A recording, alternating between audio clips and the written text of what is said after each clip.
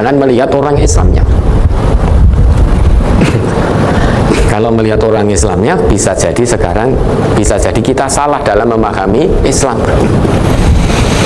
Mungkin dalam benak kita fulan adalah orang yang soleh. Setiap omongannya mungkin kita anggap benar, tetapi ternyata menurut Allah tidak benar.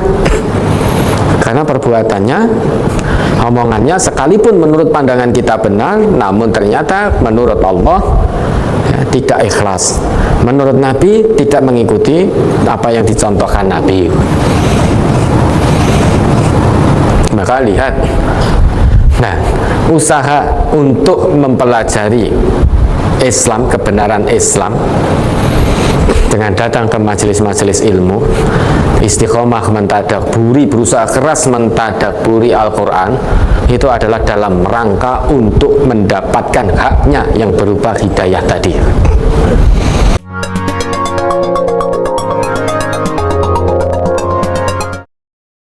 Berkaitan dengan takdir, bagaimana kaitannya dengan hidayah? Karena ada orang yang diajak ngaji lalu mengatakan bahwa saya belum mendapat hidayah. Nanti kalau hidayah sudah datang, saya otomatis mau ngaji. Apakah ini sudah takdir? Ya, dia takdir memilih jalan sesat. Allah mengetahui dia memilih jalan sesat. Tidak ada campur tangan Allah di situ. Itu mutlak pilihannya untuk memilih jalan sesat. Jawaban saya belum mendapat hidayah. Nah, itu seolah-olah perbuatan sesatnya dia timpakan kepada Allah. Dia nisbatkan kepada Allah karena Allah sudah menakdirkan saya untuk tidak dapat hidayah. Maka saya belum mau sholat, saya belum mau ngaji, saya belum mau mengamalkan hasil kaji.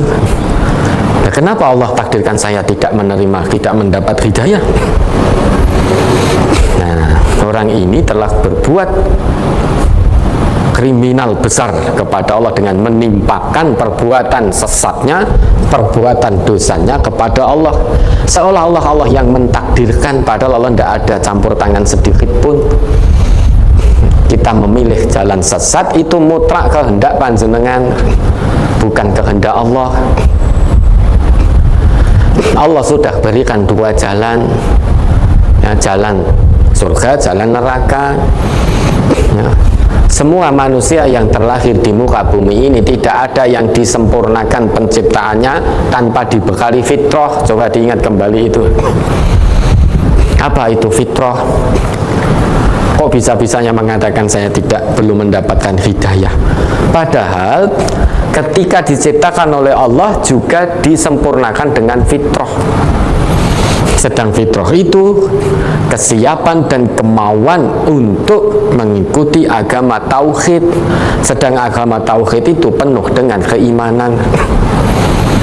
Dengan kata lain, sebetulnya keimanan yang namanya hidayah itu sudah Allah siapkan di dekat kita. Sudah Allah siapkan di hadapan kita. Sudah Allah berikan sejak kita mau dilahirkan oleh Allah di atas muka bumi ini. Namun hidayah itu harus diraih, harus diusahakan, karena hidayah itu menjadi hak setiap manusia. Karena manusia lahir disertai dengan fitrah. Dengan kata lain, hidayah itu hak setiap manusia.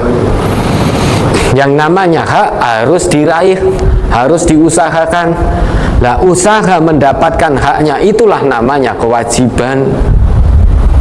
Nah, setiap manusia itu berhak mendapatkan hidayah. Sedangkan hidayah sudah ada di dekat kita, Allah sudah tetapkan. Namun ingat, hidayah itu harus diusahakan. Kalau kita menunggu saja tanpa berusaha, tanpa ikhtiar insani untuk meraih hidayah, ya selamanya kita tidak akan sholat. Harus diraih. Bagaimana tadi ada nasihat kebenaran mengajak kita untuk sholat. Pada awalnya kita tidak percaya Allah. Kok ini ada orang yang mengajarkan, menasihati saya tentang Islam. Nah, usaha insani yang diraih adalah dengan memperdalam Islam, mempelajari Islam. datang ke majelis-majelis ilmu yang di situ dijelaskan dengan panjang lebar, dengan gamblang tentang kebenaran Islam. Untuk mempelajari Islam jangan lihat orang Islamnya, tetapi lihat Qur'annya. Kalau kita hanya melihat orangnya, bisa-bisa kita salah. Maka ungdur makila wala tangdur man qala. Lihat apa yang dikatakan, jangan lihat siapa yang mengatakan. Maka kalau tahu kebenaran tentang Islam, ingin mendapatkan hidayah tentang Islam, usahakan maksimal, ikhtiar insani lakukan dengan memahami, mempelajari Al-Qur'annya. Jangan melihat orang Islamnya. Kalau melihat orang Islamnya, bisa jadi kita salah dalam memahami Islam. Mungkin dalam benak kita fulan adalah orang yang soleh.